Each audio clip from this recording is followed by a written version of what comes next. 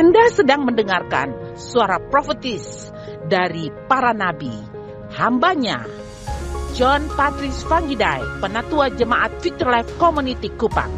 Dengarkanlah dan lakukanlah perintah Tuhan melalui para nabi, maka engkau akan berhasil. Selamat mendengarkan. Oke, ambil Alkitab saudara. Kita bersama-sama akan mendeklarasikan apa yang kita percaya tentang Alkitab. Amin, amin, amin. Haleluya. Pastikan saudara bawa Alkitab saudara. Saudara kekasih, saudara diberkati dalam pujian penyembahan hari ini. Amin. Puji Tuhan. Baik, angkat Alkitab, katakan, ini adalah Alkitab saya. Saya adalah apa yang tertulis. Saya memiliki apa yang tertulis. Saya bisa melakukan apa yang tertulis. Hari ini saya akan diajari firman Tuhan. Saya dengan berani mengakui bahwa pikiranku siap, hatiku peka, saya takkan pernah sama lagi. Dalam nama Yesus, katakan Immanuel. Oke, tetap berdiri, kita baca Matius pasalnya yang pertama, ayat 21, 22, 23, sampai dengan ayatnya yang ke-24, 25. Oke, Matius 21, buka Alkitab saudara, yang sudah kita perhatikan Matius 1 ayat 21, mulai 23, ia akan melahirkan anak laki-laki dan engkau akan menamai dia Yesus, karena dialah yang akan menyelamatkan umatnya dari dosa mereka. Hal itu terjadi supaya genaplah yang difirmankan Tuhan oleh Nabi. Sesungguhnya anak darah itu akan mengandung dan melahirkan seorang anak laki-laki, dan mereka akan menamakan dia, sesudah. Amin. Immanuel yang berarti apa? Allah menyertai kita. Sesudah bangun dari tidurnya, Yusuf berbuat seperti yang diperintahkan malaikat itu kepadanya. Ia mengambil Maria sebagai istrinya, tetapi tidak bersetubuh dengan dia sampai ia melahirkan anaknya laki-laki, dan Yusuf menamakan dia Yesus. Siapa namanya? Yesus. Oke, silakan duduk umat Tuhan. Haleluya. Selamat pagi, salam. 2025-2034 adalah waktu darurat bagi gereja Tuhan. Dan saudaraku, dalam masa-masa 20, 25, 20, 34, sekitar tahun 2030, dunia akan diriset kembali menurut ahli, menurut orang-orang pintar dalam geopolitik, dalam ekonomi, dalam sosial budaya. Mereka bilang dunia yang kacau harus diriset kembali, seperti komputer yang sudah hang harus di-off-kan kembali. Itu artinya bahwa semuanya mulai dari nol. Semuanya kembali ke Pertamina, mulai dari nol. Apakah benar atau tidak? Saya kurang tahu.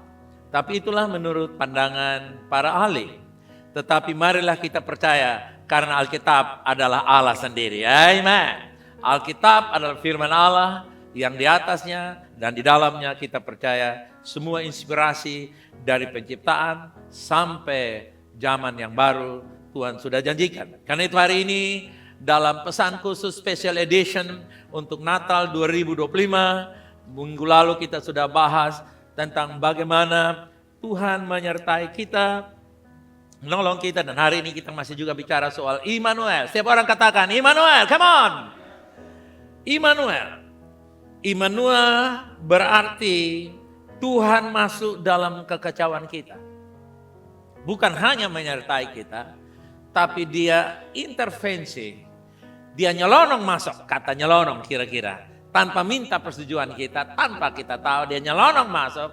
Dia sneak on, sneak in. Dia seperti ular yang licin masuk. Nah, kira-kira artinya bahwa Tuhan tidak membiarkan kekacauan menguasai bumi ini, menguasai dunia ini, apalagi menguasai saya dan saudara. Never. Yohanes 1:14 di situ dikatakan, firman itu telah menjadi manusia dan diam di antara kita, dan kita telah melihat kemuliaannya, yaitu kemuliaan yang diberikan kepadanya sebagai anak tunggal Bapa. Apa yang di situ dikatakan? Penuh kasih karunia dan apa yang penuh? Kasih karunia dan kebenaran.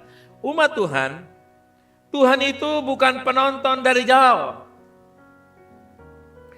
Firman itu telah menjadi manusia dan diam di antara kita. Firman itu penuh kasih karunia dan kebenaran.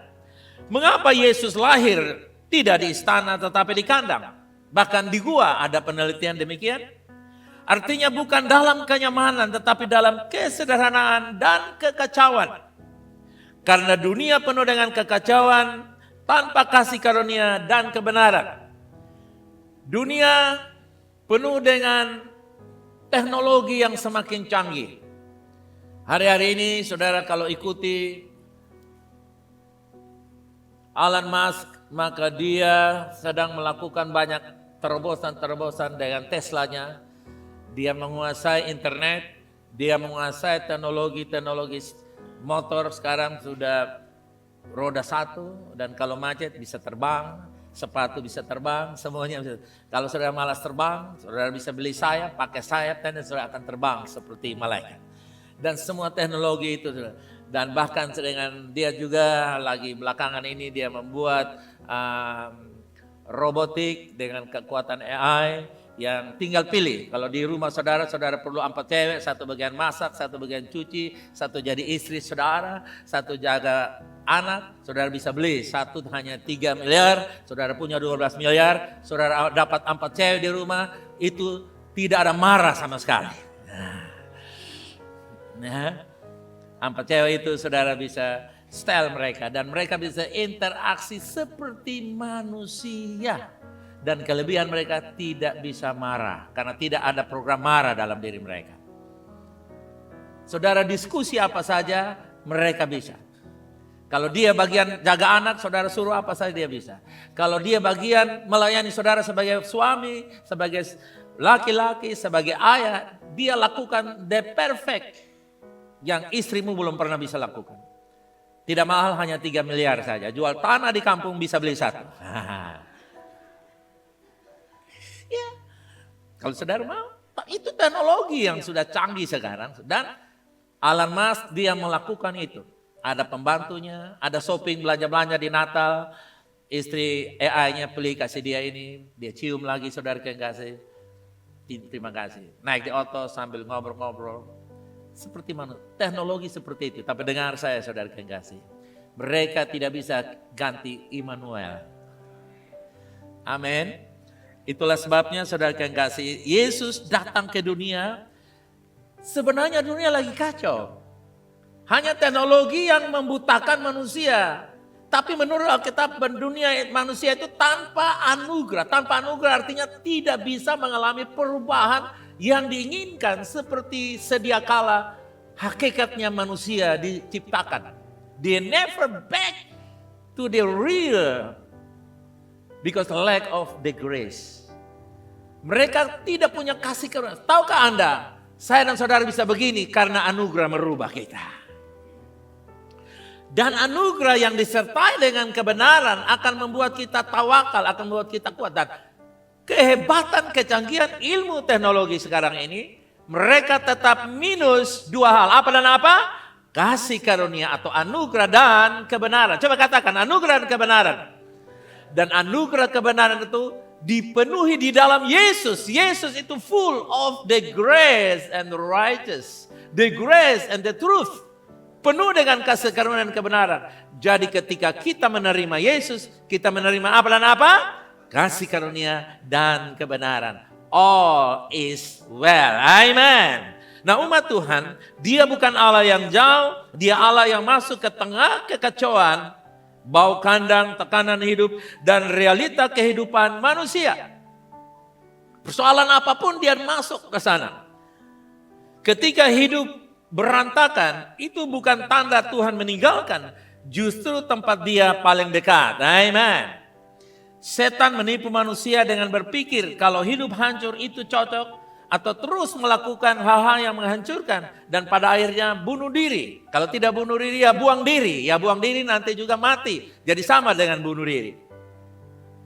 Umat Tuhan itulah yang dibohongin atau yang ditipu oleh setan sehingga manusia semakin hancur, semakin hancur, semakin hancur. Kebenarannya adalah Tuhan turun dan terlibat langsung dalam pergumulan kita. Amen. Tuhan tidak biarkan manusia menuju kepada kehancuran. Dia akan intervensi karena namanya juga Immanuel. Amen. Allah tidak hanya melihat dari jauh dan mencatat dosa serta kesalahan manusia. No, Allah anugerah yaitu memandang kita seperti Tuhan memandang Yesus. Amen. Ketika Tuhan memandang saya, memandang Anda dan kita semua, Tuhan tidak melihat segala kejahatan manusia, tapi Tuhan lihat karya Yesus di atas kayu salib. Tuhan melihat kasih karunia dan kebenaran. Itulah sebabnya kasih karunia kebenaran yang menutupi dosa. Amen. Dan itulah yang saya dan saudara terima. Amen. Ia turun, ia hadir dan masuk ke dalam cerita hidup umatnya. Cerita kita pakai history. History itu artinya ceritanya dia. Tuhan membuat ceritanya Tuhan di dalam cerita saya dan saudara. Cerita manusia penuh dengan kegelapan, penuh dengan ketidakpastian, penuh dengan kehancuran dan ketidakberdayaan. Tapi dia intervensi, our story change, reverse to his story. Amen. Dia rubah sejarah saya menjadi sejarahnya dia. Amen. My history to be his story. Amen. Karena itu saudara yang kasih, dalam Keluaran dikatakan begini, 3 ayat 7 sampai 8. Aku telah melihat penderitaan umatku. Dan selanjutnya bilang apa? Aku nonton, baca. Aku turun. Aku telah turun untuk apa? Melepaskan mereka. Umat Tuhan, itu kesimpulan dari Keluaran 3 ayat 7 sampai 8. Bahwa Tuhan melihat dan Tuhan tidak pangku tangan, lalu Tuhan bilang, udah rasa kamu, rasain lu. No. Itu manusia yang bilang, itu kuasa iblis yang bilang. Tapi Tuhan melihat dan dia turun tangan. Dengar saudara yang kasih, semakin terpuruknya manusia, semakin belas kasihan Tuhan ada di atasnya. Semakin hancurnya hidup seseorang, semakin Tuhan, apalagi orang yang telah dibenarkan oleh Allah, dia mengalami stres, mengalami frustrasi, mengalami kalau manusia yang berdosa saja Tuhan penuh belas kasihan, apalagi saya dan saudara yang sudah ditebus menjadi milik kepunyaannya. Tuhan tidak tega melihat kita hancur lagi. Amen. Dia akan angkat kita, dia akan pulihkan kembali dan dia akan bilang, you are my beloved. Amen. Umat Tuhan, Tuhan tidak hanya mengamati Israel dalam perbudakan. Ia turun tangan, dia mengutus Musa untuk melakukan mujizat dan berjalan bersama dengan mereka. Haleluya. Amen. Umat Tuhan, di dalam perjalanan kita ini, Tuhan selalu membawa orang yang tepat untuk menolong kita. Tuhan bisa pakai saya, Tuhan bisa pakai saudara untuk menolong orang lain, Tuhan bisa pakai orang lain menolong saya dan saudara. Harus ada Musa dalam hidup saudara. Amen. Dan Tuhan memakai Musa untuk melakukan mujizat-mujizat, untuk membawa hukum-hukum Tuhan, untuk kembalikan manusia kepada Tuhan. Allah bukan pengamat. Allah bukan analis the problem analis. Dia bukan pengamat persoalan. Dia penyelesai persoalan. He is the problem solver, not problem analyst. Dia bukan menganalisa masalah, lalu dia bilang salahkan lakukan ini, tidak. Dia melihat masalah dan dia bilang, let me do for you. Biarkan saya lakukan untuk engkau. Amen. Tuhan lihat dari jauh. Artinya Tuhan masuk ke dalam kondisi terdalam manusia melalui Yesus. Karena dikatakan firman menjadi manusia. Kalau saudara mau jadi atau mau memahami bahasa semut, saudara suruh semut jadi saudara atau saya jadi semut? Paling mudah mana? Dua-dua sukar saudara. Tapi kalau saudara mengandainya, kalau mau memahami semut harus menjadi apa? Harus jadi apa? Semut. Itu mustahil. Tapi bagi Tuhan tidak ada yang mustahil. Dia jadi manusia. Itu tidak mudah. Tadi dikatakan tanpa pertubuhan dengan Maria, tapi Maria mengandung. Yang tidak mungkin menjadi mungkin. Tuhan turun. Tuhan intervensi. Dia masuk ke dalam kondisi terdalam manusia melalui firman menjadi manusia. Artinya Tidak ada persoalan manusia yang tidak dirasakan oleh Tuhan. Tidak ada persoalan yang tidak diketahui oleh Tuhan. Amen. Hai suami, persoalan diketahui oleh Tuhan. Hai istri, persoalan diketahui oleh Tuhan. Papa dan mama, suami istri, kakek nenek, pemuda, setiap Anda, Tuhan mengetahui persoalan saudara. Persoalan dunia, dengar baik-baik. Jangan pernah berkata bahwa kita tidak membutuhkan Tuhan. Justru manusia membutuhkan Tuhan. Amen. Kenapa? Teknologi pengetahuan tanpa hikmat itu membahayakan. Dan manusia dalam teknologinya sedang membahayakan dirinya sendiri. Tapi Tuhan dalam anugerah yang besar, dia datang menyelamatkan manusia. Dan saya percaya mereka yang teknokrat, mereka yang hebat, mereka yang punya kekuasaan, punya uang dan segala macam, tunggu waktunya lawatan Tuhan turun atas mereka. Yang percaya katakan amin. Mereka tidak bisa seenak-enaknya. Tuhan tidak membiarkan dirinya dipermainkan. Dia akan tunjukkan kuasa dan otoritasnya. Haleluya. Itulah sebabnya berbahagialah saya dan saudara. Karena kita telah menerima anugerah yang luar biasa. Kebenaran yang memerdekakan kita. Tuhan masuk. Artinya Tuhan tidak hanya memerintah dari surga. Tapi dia menjadi manusia dan merasakan apa yang kita rasakan. Sakit, capek, ditolak, dicobai, bahkan menderita. Dia mati sengsara sampai mati di kayu salib, dikuburkan, dan dia bangkit kembali. Sebenarnya saudara yang kasih, manusia ketika dia mengerti kebenaran ini, saya dan saudara, ketika kita mengerti kebenaran ini, kita akan semakin radikal untuk Tuhan. Amen. Kenapa? Karena Tuhan intervensi kehidupan kita. Ketika dia masuk dalam kehidupan saudara, dia tahu berapa banyak uang di kantong saudara, berapa banyak di celengan saudara, berapa banyak di ATM saudara. Dia tahu hati nuranimu yang belum manusia pernah tahu, dia tahu dan dia mengubahnya untuk menyelesaikan kehendak Allah. Ada yang katakan amin? Itulah sebabnya saudara yang kasih, jangan takut. Allah ada di tengah-tengah kekacauan. Amin. Immanuel artinya apa? Allah, Immanuel artinya Allah masuk dalam kekacauan. Immanuel artinya apa?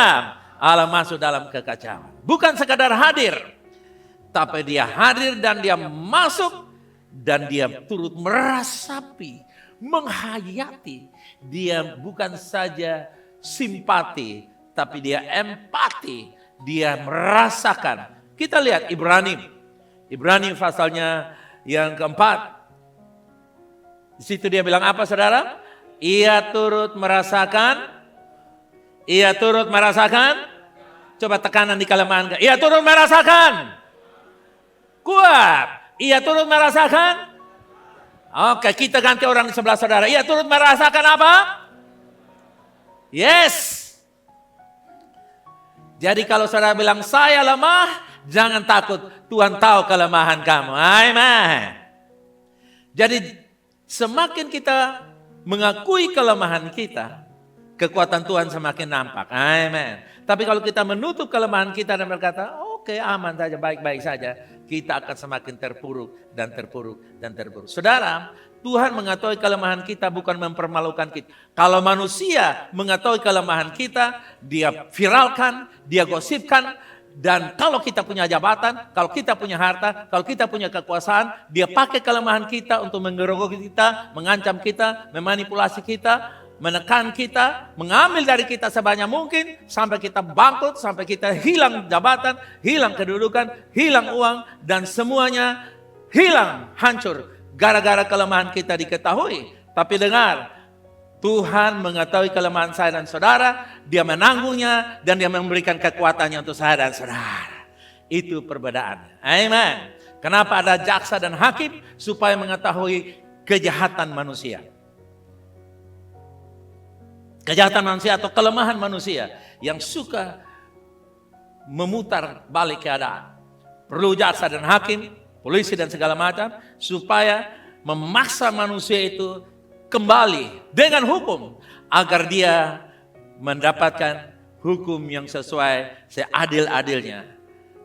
Ketika dapat dibuktikan kelemahan, dosa tertentu atau kesalahan tertentu, itu urusan manusia. Tapi Tuhan mengetahui kelemahan saya dan saudara, bukan untuk menjatuhkan, tapi melindungi saya dan saudara. Kasih menutupi banyak kali dosa. Amen. Itulah kasih Allah. Mari kita memakai prinsip ini. Ya. Dia tidak hanya memerintah dari sorga, tapi dia turut merasakan kelemahanmu sebagai seorang istri. Ada yang berkata, saya sudah terlalu berat menanggung pergumulan ini. Saya sudah terlalu berat mengalami beban ini. Ada suami bilang, saya juga sudah terlalu berat mengalami ini. Suami istri berkata, Tuhan, ku tak dapat jalan sendiri. Tuhan bilang, bagus, aku menyertai engkau. Amen. Semua lagu sudah kita nyanyikan. Puisi-puisi yang membuat kita mengasihi diri sendiri sudah dinyanyikan. Tapi dengar, Tuhan bilang, aku gak pusing dengan puisimu yang tidak benar. Aku menyertai engkau. Amen. Tuhan intervensi. Bilang kiri kanan, izinkan Tuhan intervensi. Nah, di tengah-tengah kekacauan ekonomi saudara, kekacauan kesehatan saudara, kekacauan hormon dalam diri saudara. Dengar, Allah intervensi, come on. Dia bukan penonton. Bilang di kiri kanan, dia bukan penonton. Dia Allah yang tidak tega melihat kamu menanggung beban itu. Bahkan Yesus bilang, marilah kepadaku, hai kamu sekalian yang apa? Berbeban berat. Tahukah Anda? Semakin pintarnya manusia, semakin kayanya manusia, semakin berhasilnya manusia. Kepintaran, kekayaan, keberhasilan, itulah beban spiritual tanpa Tuhan. Beban spiritual, beban rohani tanpa Tuhan. Itu menyengsarakan. Seperti ikan dipaksa hidup di atas pasir. Tuhan bukan menonton dari plafon rumah sakit dan berkata, kuatlah anakku, mati pasti masuk surga. Tuhan tidak nonton dari gadean dan berkata, tahanlah, walaupun barangmu putus di kantor gadean, tapi di surga kamu laloli atau jalan di atas jalan raya emas. You know laloli? Walking around. Jalan keliling sana sini. Di surga, di atas emas. No! Tuhan akan intervensi keterpurukan ekonomi saudara. Keterpurukan sosial. Keterpurukan kesehatan kita. Dia bukan penonton. Katakan amen. Dia masuk dan menyertai kita dari jarak yang paling dekat. Dia menunjukkan bahwa dia Allah yang tidak hanya memahami secara teori, tapi dia hadir dalam tubuh manusia sehingga penyertaannya nyata dan dekat. Nyata dan dekat. Katakan nyata dan dekat.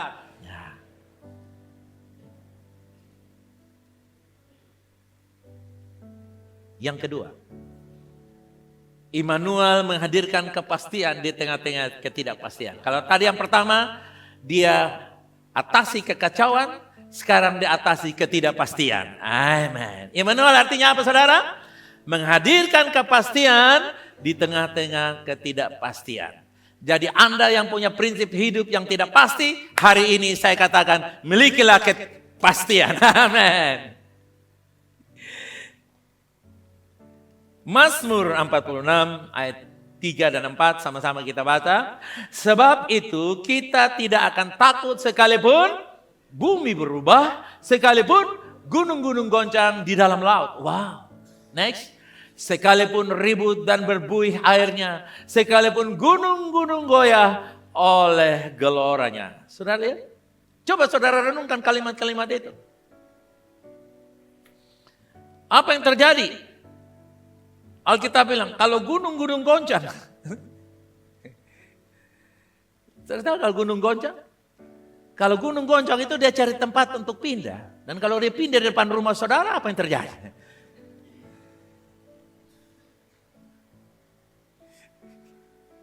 Ayo. Kalau gunung Fatoleu goncang dan dia turun di atas kota Kupang, saudara mau tinggal di mana? Coba saudara renungkan kata ini. Gunung-gunung goncang, kalau sudah goncang di dalam laut itu biasanya menghadirkan tsunami. Karena waktu dia goncang itu laut terbelah. Dan waktu laut terbelah air turun semuanya. Dan kalau dia terbelah ke dalam itu 20 km dan air turun 20 km. Lalu tutup lagi dan dia naik kembali. Saudara di Osao ke belakang dia kejar sampai dapat.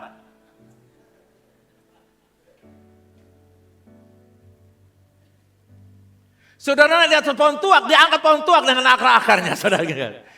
Oke? Itu Anda bisa bayangkan. Lalu apa lagi? Sekalipun ribut, berbuih airnya, sekalipun gunung-gunung goyang, oleh geloranya. Dengar saudara kekasih, ayat pertama dia bilang apa? Aku tidak takut. Apa yang dia bilang? Aku tidak takut. Saudara lihat? Dia punya kepastian.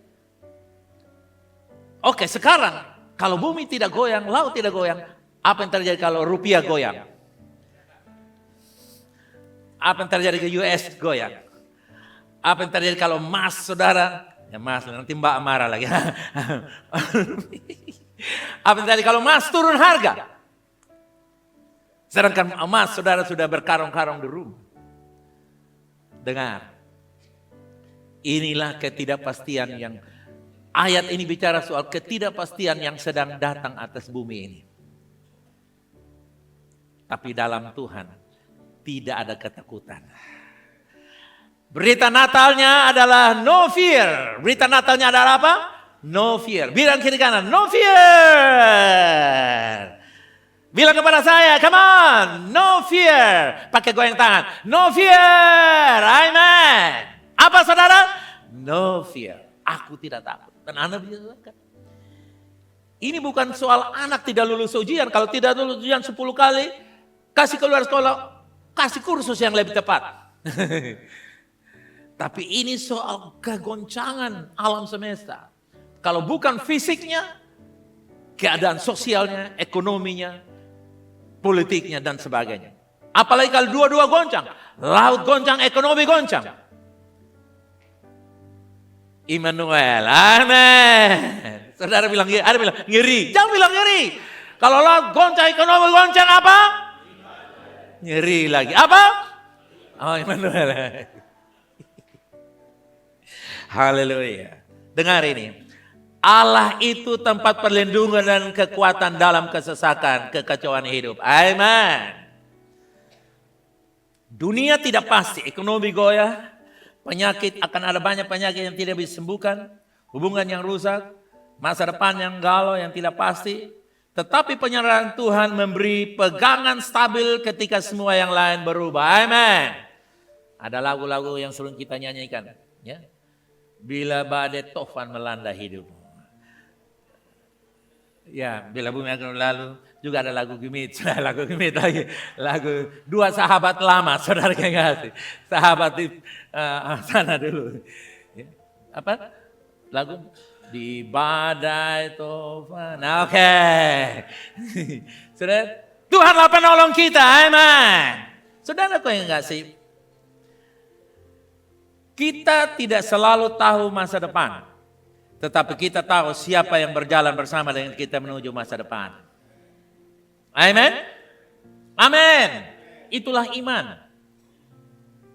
Dasar yang kuat, yang kokoh, yang kita tidak boleh tahu. Itulah sebabnya, saudaraku yang kasih, jangan pernah merekayasa masa depan. Karena ketika kamu merekayasa masa depan, kamu seperti seorang anak kecil yang tidak tahu apa-apa disuruh ambil permen. Yang penting ambil permen. Tapi kalau saudara orang dewasa, saudara bilang saya nggak mau permen. Saya mau pabrik pembuat permen. Karena kamu orang dewasa, orang yang berhikmat. Kalau anak kecil yang penting ambil untuk aku makan. Dan mencelakakan dirinya sendiri. Giginya akan habis di kemudian hari. Tapi bagi orang dewasa, saya tidak perlu permen. Saya perlu pabriknya. Amen. Saudara tahu? Dengar. Ketika Tuhan membawa kita dalam ketidakpastian. Percayalah. Ketidak itu akan hilang. Yang sisa apa saudara? Pasti. Ambil yang pasti. Amen. Ya. Kita tidak tahu. Tapi mari kita pegang sebuah kepastian. Kita izinkan Tuhan yang mengambil. Bilang, Tuhan buatlah masa depanku. Katakan. Sebagai manusia kita boleh mereka-reka. Oh, anak saya jadi begini, dia begini, dia begini. Sebagai manusia wajar. Tidak ada masalah. Tetapi kita harus letakkan itu di bawah kedaulatan Allah. Amen. Ada orang bilang, wah ini Bapak anak satu, kalau dia jauh dari saya bagaimana? Lalu kalau Tuhan bawa, ini Bapak anak bungsu jaga rumah. Bisa saja tidak jaga rumah, saudara kekasih. Oh ini sudah begini, nanti kalau begini, no. Segala rencana pada akhirnya katakan, bukan kehendakku, tapi kehendakmu. Amen. Belajar percaya bukan karena kondisi, tapi karena kehadiran Tuhan yang setia. Amen. Misi yang Tuhan berikan kepada kita. Tujuan hidup yang Tuhan berikan kepada kita. Dia selalu membawa kita ke dalam jalur belajar percaya. Sebelum kita sampai di misi tujuan hidup kita, kita berjalan dalam sebuah pembelajaran percaya. Belajar percaya, coba katakan belajar percaya. Saudara masih ingat bagaimana Tuhan ajarkan prinsip percaya kepada Yairus. Yairus anaknya sakit, orang sudah bilang anaknya sakit, sambil jalan Yesus bilang, "Yai, percaya saja. Jangan dengan Marta, percaya saya." Nah.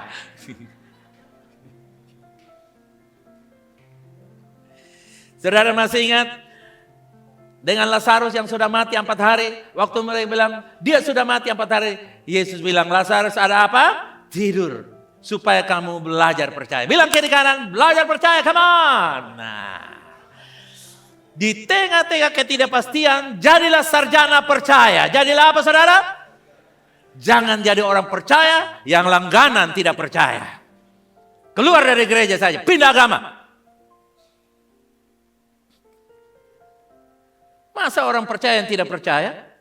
Seperti ikan yang tidak tahu berenang.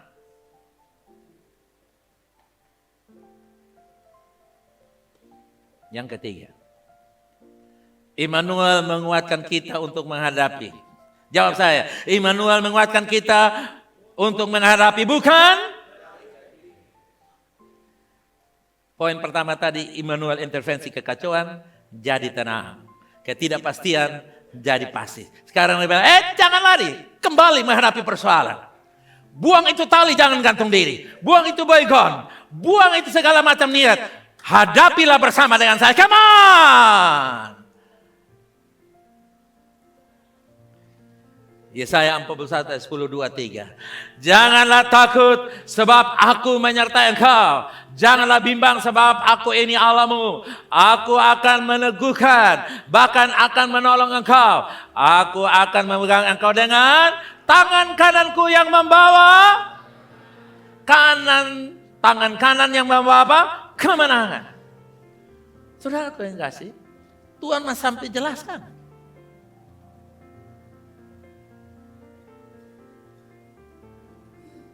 Umat Tuhan, jangan takut sebab aku menyertai. Artinya apa? Penyertaan Tuhan bukan untuk menghapus masalah, tapi memberi kekuatan melewati masalah. Amin saudara. Amin saudara. Tuhan ada bukan untuk menghapus persoalan, tapi Dia mengajarkan kita menyelesaikan persoalan.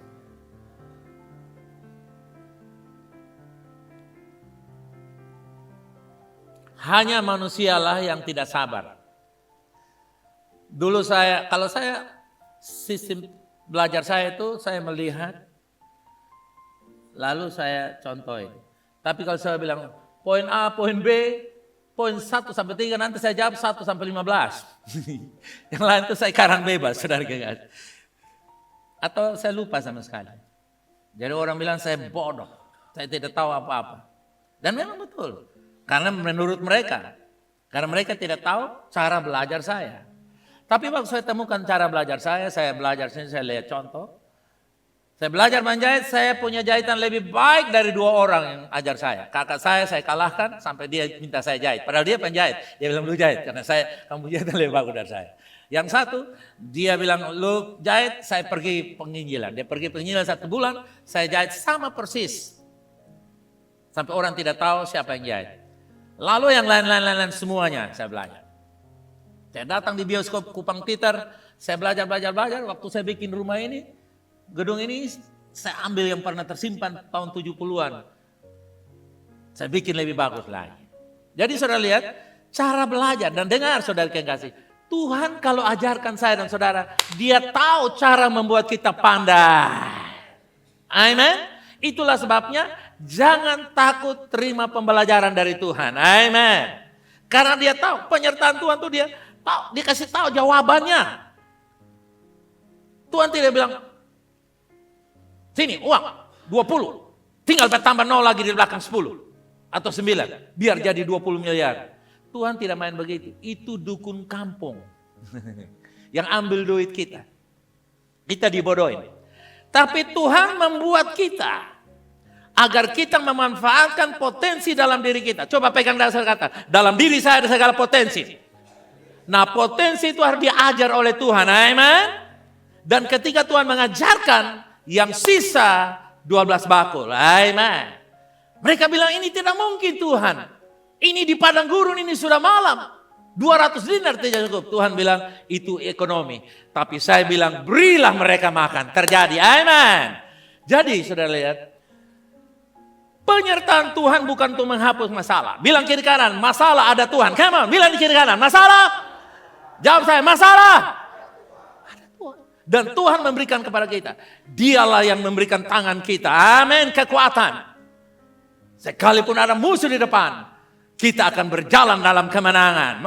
Karena dia melatih. Dia melatih saya dan saudara untuk berperang. Amin.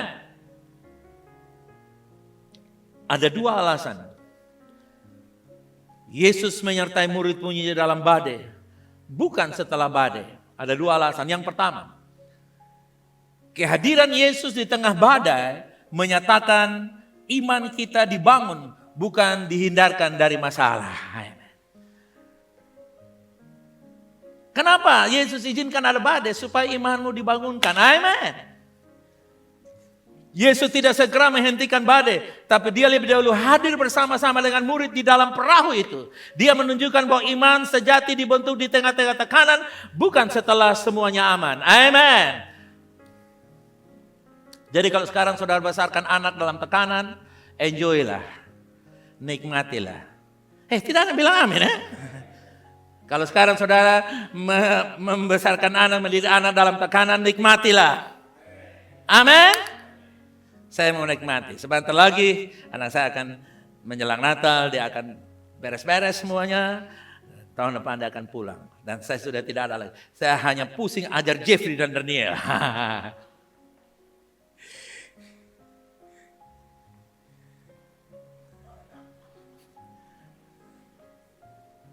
Haleluya. Dengar saudara kekasih. Tuhan hadir bersama kita dalam badai. Nikmati rumah tangga saudara. Tuhan kapan kau ini bepung sambung, ini bepung fondasi. Tuhan kapan kau bepung kios jadi besar. Tuhan kapan kau bepung. Dengar saja, enjoy masa kesesakan. Apa yang terjadi waktu Petrus turun di darat? Woi, kau tahu ini hampir mati, tapi Tuhan datang tolong. Ada orang bilang, woi, lu kesaksian menguatkan beta. Amen. Tapi kalau Petrus tidak punya pengalaman apa-apa, all is well. Tuhan baik, lancar semua. Lalu orang bilang, kalau na memang kalau beta ni son. Yang kedua, apa alasannya yang kedua? Yesus ingin murid-muridnya belajar mengenal siapa dia di saat krisis, bukan siapa dia di saat nyaman. Kalau pas lagi terima gaji, lagi terima promosi, lagi terima sanjungan, lagi terima pujian, lagi terima laporan dokter, kolesterol baik, darah bagus, dompet aman. Wah. Saudara jawab bilang itu yang kusuka. Tekanan darah bagus, kontongnya aman. Nah, Tuhan bilang, lu bilang apa?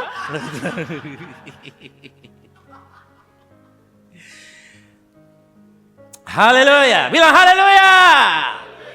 Oke, dua hal itu. Jadi Tuhan ada bersama dalam badai dan dia mengajarkan kita mengambil kekuatan dari badai. Amin.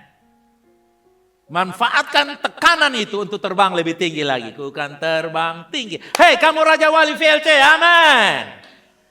Markus pasal yang ke-4, 37, 39. Dia di situ dikatakan mengamuklah angin ribut dan dahsyat itu. Lalu di dalam Matius 4, 24-27, perahu murid-muridnya diombang-ambing gelombang, tapi Yesus berjalan di atas air. Lalu dibilang apa? Tenanglah, aku ini, jangan takut. Yesus bilang apa? Tenanglah, aku ini, jangan takut. Umat Tuhan, krisis membuka mata iman. Bilang di kiri kanan, krisis membuka mata imanmu. Amen. Lihat.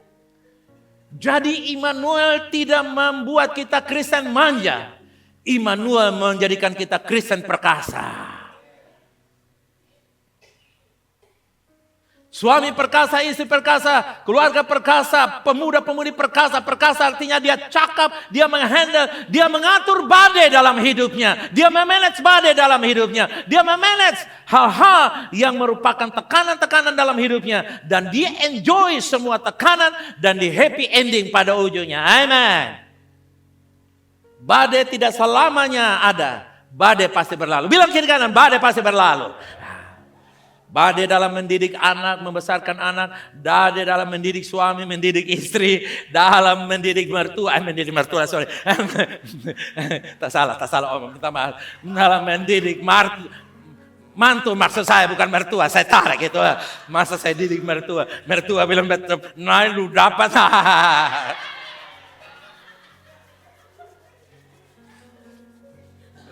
Ya. Badai dalam mendidik mantu, saudara kekasih. Dalam mendidik cucu dan segala. No, badai pasti. Tapi sebelum badai berlalu, isilah dompet imanmu bertambah. Ada amin. Jawab banyak, ada amin. Umat Tuhan belajar menyadari kehadirannya dalam keputusan harian, pergumulan harian, dan tekanan hidup harian. Bukan koran harian saja.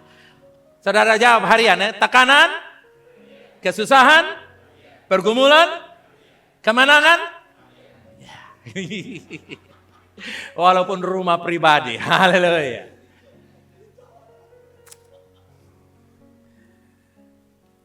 Saya mau kasih satu ilustrasi untuk menyimpulkan kita. Ada seorang anak berjalan bersama dengan ayahnya. Lalu ketika terang datang, anak itu melihat cahaya dari belakangnya membuat bayangannya besar. Anak itu semakin takut dan dia memegang erat tangan ayahnya. Lalu ayah bilang, kenapa nak? Papa, bayangan saya semakin besar. Papanya bilang, nak, jangan fokus kepada bayangan. Fokus kepada papa yang memegang tangan kamu. Amen. Bapa di surga berkata, jangan fokus kepada persoalan. Fokus kepada Bapa yang memegang kau. Jangan fokus kepada kesukaran 26, 27, 28, 29, 30 sampai 33. Mungkin 34 dan seterusnya. Mungkin. Tapi saya mau katakan, sadarlah bahwa Immanuel memegang. Coba saudara pegang tangan saudara. Sadarlah Immanuel memegang tangan engkau. Haleluya. Mari kita datang kepada kita, bangkit berdiri. Haleluya. Come on. Bapa di surga, kami berterima kasih. Karena Immanuel nyata di dalam hidup kami. Dia membawa kepada kami kedamaian di tengah-tengah kekacauan. Dia membawa kepada kami kepastian di tengah-tengah ketidakpastian. Dan dia menjadikan kami pribadi-pribadi, keluarga-keluarga, suami, istri, papa, mama, kakek, nenek, pemuda-pemudi. Orang-orang yang cakap, orang-orang yang gagah perkasa. Yang tak pernah kenal menyerah, tapi merubah keadaan yang buruk menjadi sesuatu yang berarti. Merubah air mata menjadi mata air yang luar biasa. Terima kasih Tuhan Yesus. Kami bangga memiliki Allah yang hidup seperti Engkau Yesus. Haleluya. Tidak ada Allah yang sama seperti Engkau. Sekali lagi, tidak ada Allah yang sama seperti Yesus. Mana ada Allah seperti Dia? Tidak ada. You are wonderful God. No one gods like you, Lord. Engkau Allah yang dahsyat, Allah yang ajaib. Dan tidak ada Allah lain yang palsu sekalipun tidak sama dengan Engkau. Haleluya. Kuatkan kami semua dengan firman Allah hari ini. Apapun persoalan kami percaya kemenangan di pihak kami. Amen. Saudara yang sakit, dalam dirimu ada roh kesembuhan. Amen. Saudara yang stres, dalam dirimu ada roh penghiburan. Amen. Saudara yang punya banyak masalah, dalam dirimu ada jawaban Allah. Karena Dia tinggal. Katakan, Yesus tinggal dalam saya. Saya tinggal dalam Yesus. Haleluya. Amen. Amen. Katakan, takkan ku goyah. Takkan ku goyah. Sebab Yesus sertaku. Takkan kau goyah. Bilang di kiri kanan. Bilang di kiri kanan. Takkan kau goyah. Takkan kau goyah. Yesus sertamu. Haleluya.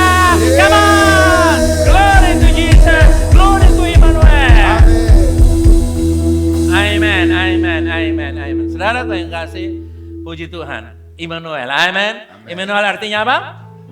Tuhan masuk dalam kekacauan, Tuhan memberikan ketidakpastian, dan dia tahan saya jangan lari, tapi maju dan rebut kemenangan. Karena kemenangan sudah tersedia. Sekali lagi kasih pujian bagi dia, come on!